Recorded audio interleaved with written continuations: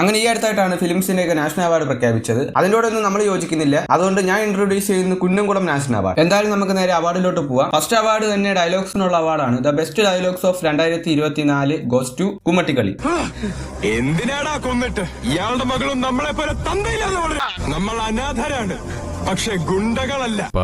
അടുത്തതായിട്ട് നമുക്ക് ബെസ്റ്റ് BFXനുള്ള അവാർഡിലോട്ട് പോവാം. കടലിലോട്ട് ചാടുന്ന ഈ സീനിനാണ് ബെസ്റ്റ് BFXന് അവാർഡ് കൊടുത്തിരിക്കുന്നത്. ഇത് എങ്ങനെ ചെയ്തടേ?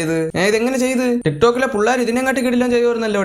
എന്തായാലും ഇതൊക്കെ കണ്ടിട്ടാണല്ലേ ലാലേട്ടൻ സിനിമ നമ്മളെ കൈ വിട്ടുപോയി നാഷണൽ ആയെന്നൊക്കെ പറഞ്ഞത്. ഫോർമാറ്റിലേക്ക് ആ സിനിമ മാറി.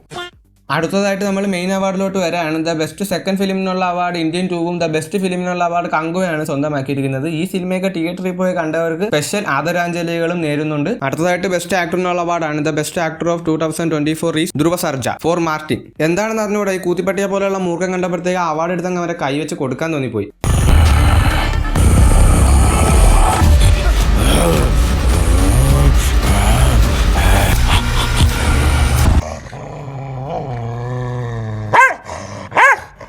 പിന്നെ നിങ്ങൾക്ക് ഇഷ്ടപ്പെട്ടവർക്കൊക്കെ അവാർഡ് കിട്ടിയെങ്കിൽ സബ്സ്ക്രൈബ് ചെയ്തേക്ക്, കിട്ടിയില്ലെങ്കിലും സബ്സ്ക്രൈബ് ചെയ്തേക്ക്. എനിക്ക് വേറെ പണിയൊന്നുമില്ലല്ലോ.